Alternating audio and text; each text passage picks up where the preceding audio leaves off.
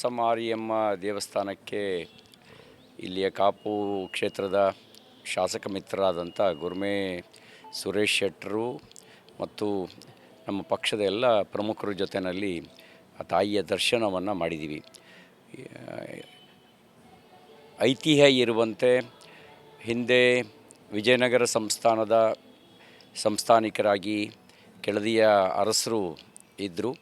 ಅವರ ದಂಡನ್ನು ಆಶೀರ್ವದಿಸಿ ದಂಡಿನ ಮಾರಿಯಾಗಿ ಸೈನ್ಯಕ್ಕೆ ರಕ್ಷಣೆಯನ್ನು ಮತ್ತು ಸೈನ್ಯಕ್ಕೆ ಜಯವನ್ನು ತಂದುಕೊಟ್ಟಂಥ ಮಹಾತಾಯಿ ಆಕೆ ಕಾಪು ಇಲ್ಲಿ ನೆಲೆಸಿ ಭಕ್ತರನ್ನು ಹರಿಸ್ತಾ ಬಂದಿದ್ದಾಳೆ.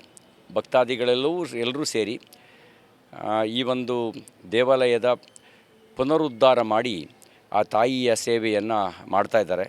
ನಮಗಿವತ್ತು ಆ ತಾಯಿಯ ದರ್ಶನ ಮಾಡುವಂಥ ಪರಮ ಸೌಭಾಗ್ಯ ನಮ್ಮದಾಯಿತು. ಹಿಂದೆಯೇ ಬರಬೇಕಾಗಿತ್ತು, ಬೇರೆ ಕಾರ್ಯದ ಒತ್ತಡದಿಂದ ನಾನು ಬರಲಿಕ್ಕೆ ಸಾಧ್ಯ ಆಗಿರಲಿಲ್ಲ.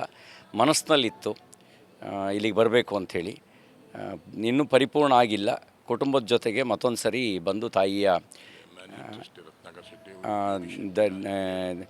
ದರ್ಶನವನ್ನು ಆಶೀರ್ವಾದವನ್ನು ಪಡಿತೇವೆ. ಇಲ್ಲಿಯ ಮ್ಯಾನೇಜಿಂಗ್ ಟ್ರಸ್ಟಿಗಳಾಗಿರ್ತಕ್ಕಂಥ ರತ್ನಾಕರ್ ಶೆಟ್ಟರು ಮತ್ತು ಯೋಗೀಶ್ ಶೆಟ್ಟರು, ಅನಿಲ್, ಜಿತೇಂದ್ರ ಶೆಟ್ಟರು ಇವರೆಲ್ಲರೂ ಇಲ್ಲಿದ್ದು ನಮಗೆ ತಾಯಿಯ ದರ್ಶನವನ್ನು ಮಾಡಿಸಿದ್ದಾರೆ. ಎಲ್ರಿಗೂ ದೀಪಾವಳಿಯ ಶುಭಾಶಯಗಳನ್ನು ಸಲ್ಲಿಸ್ತೇನೆ.